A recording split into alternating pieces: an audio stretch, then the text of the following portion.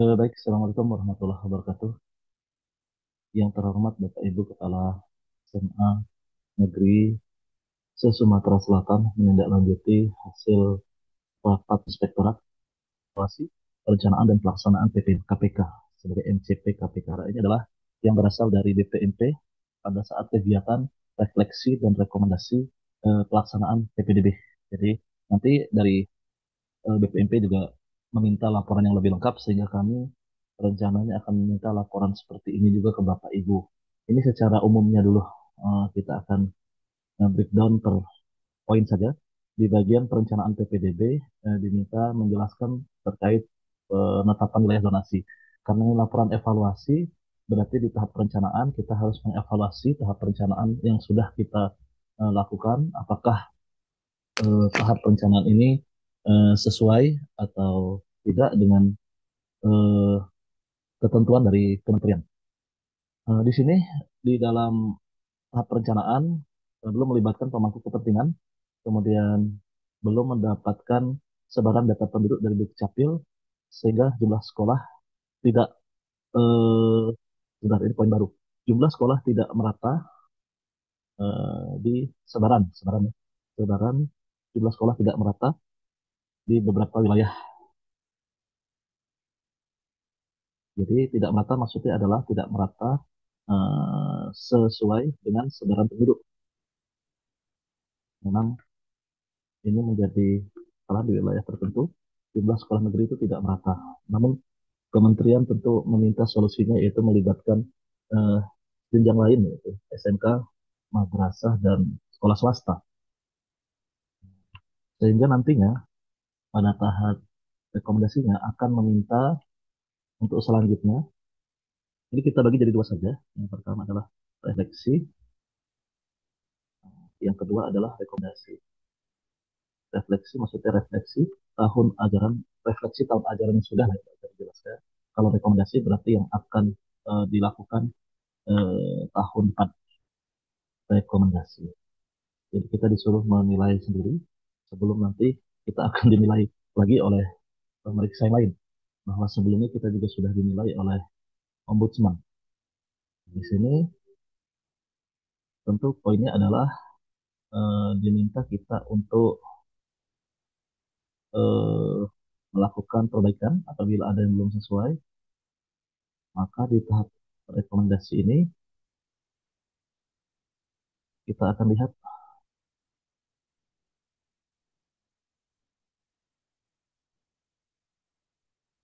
meminta dinas pendidikan, meminta kepala sekolah untuk melibatkan pemangku kepentingan RT, lurah, kades, camat, tokoh masyarakat, dan lain-lain dalam menyusun menyusun wilayah zonasi. Kemudian meminta sebaran data Dukcapil dan menindaklanjutinya, eh, menambah RKB pengalihan swasta ke negeri. Ini mungkin nanti ada di poin daya tampung lah ya. Eh,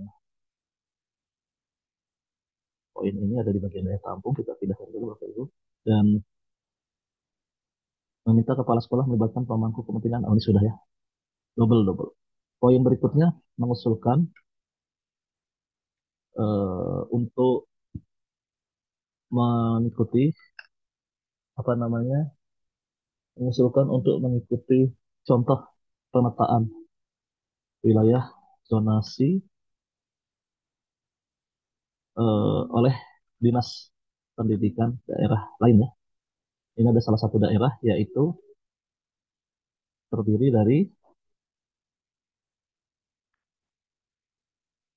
pertama di situ yang kami disampaikan di BPMP nama sekolah, nomor tidak usah ditulis ya.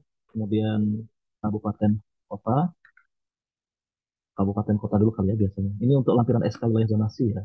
Lampiran SK wilayah zonasi, kabupaten kota, nama sekolah, kemudian eh, ada kecamatan, jadi wilayah zonasinya berbasis kecamatan.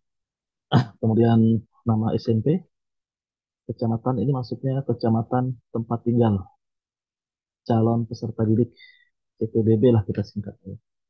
Nama SMP asal, nama SMP di sekitar sekolah ya, di sekitar di sekitar SMA tujuan, di sekitar sekolah tujuan, di sekitar aja lah ya. Kemudian keterangan radius jarak maksimal rumah ke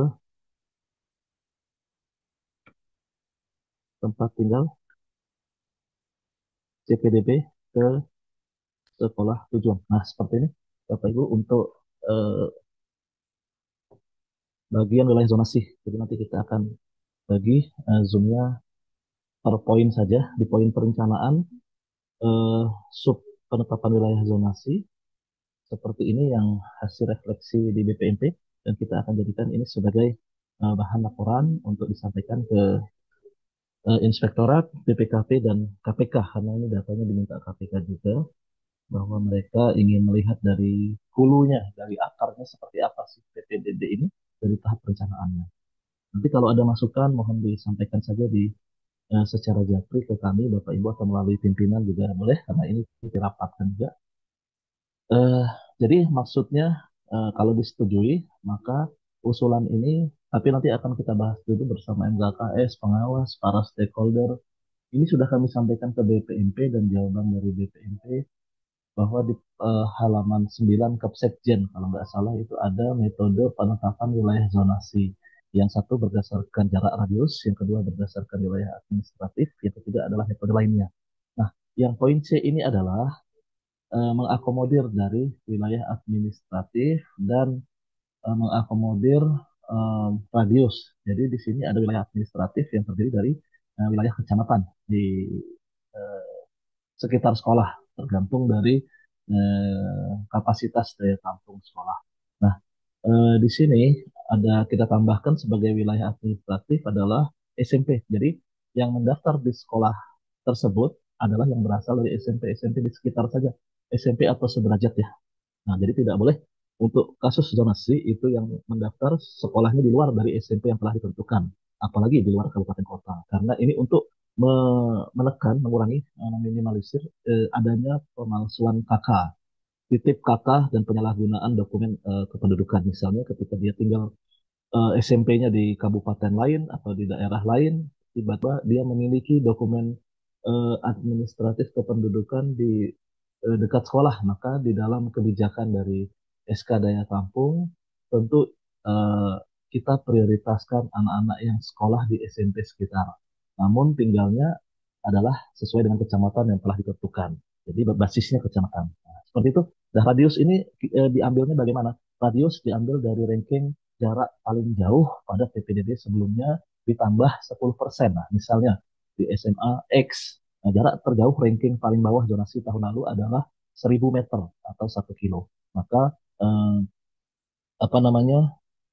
Maka eh, usulan untuk tahun depan dikunci radiusnya ditambah 10% menjadi 1100 meter. Artinya apabila ingin bersekolah di sekolah X, kecamatannya sudah ada di dalam SK wilayah zonasi, nama SMP-nya juga sudah ada, kemudian jaraknya misalnya 1100 atau 1050 meter, maka dipastikan masuk. Tidak lagi melihat berapa persentase eh, apa namanya berapa persentase dari daya tampung di zonasi. Nah, untuk persentase mungkin akan tetap di angka 50 atau 55%. Namun apabila ada kondisi bahwa calon peserta didik di wilayah zonasi dengan ketentuan 1, 2, 3, 4, 5 belum masuk, maka persentase itu bisa melebar.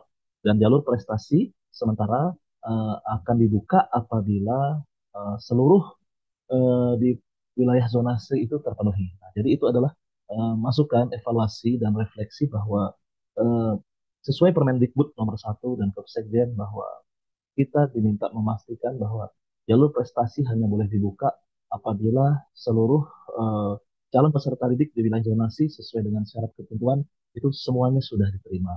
Mungkin itu sedikit perencanaan dalam hal refleksi, rekomendasi terkait dengan wilayah zonasi. Terima kasih. Assalamualaikum warahmatullahi wabarakatuh.